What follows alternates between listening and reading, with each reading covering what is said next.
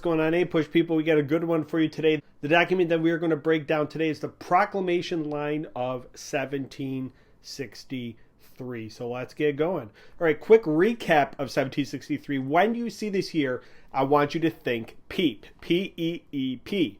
P is Pontiac's Rebellion. E is the end of the 7 Years' War. E is the end of salutary neglect. P is the Proclamation Line of 1763. Now, the first P caused the second P, and the first E caused the second E. So again, think PEEP when you think of 1763, a very important concept for you to understand.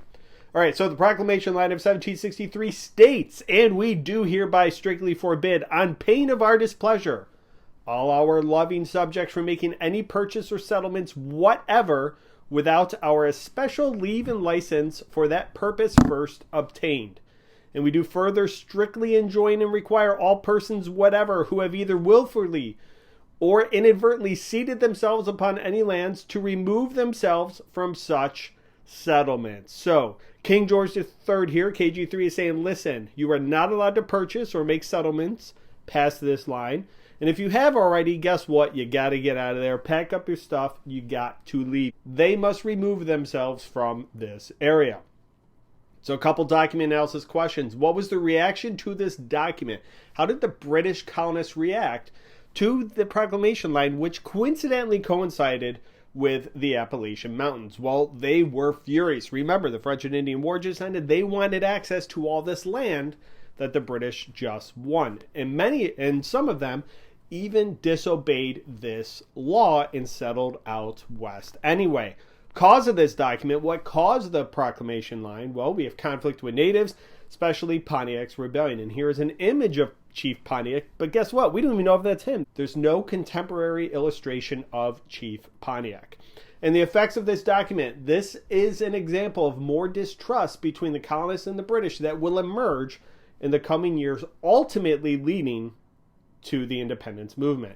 All right, guys, it is time to hip it up. Now, really quickly, before the French and Indian War, all this red area here is what the 13 original colonies were.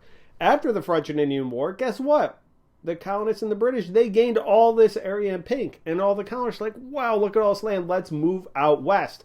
But Pontiac's Rebellion happened in this area right here.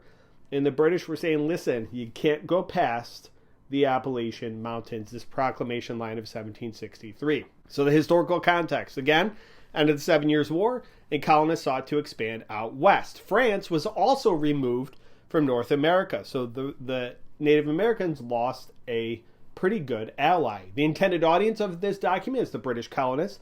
Point of view is negative towards expansion. It caused problems in the British government's eyes. And the purpose of this is to keep colonists from expanding west and to avoid conflicts. So if you see this on a DBQ, you'll be able to hip it up. And if you see this on multiple choice questions, hopefully you'll be able to better answer. And guess what? I have 3 multiple choice questions I created based on this document that you can take in my course. So thank you guys very much for watching. Best of luck and have a good day.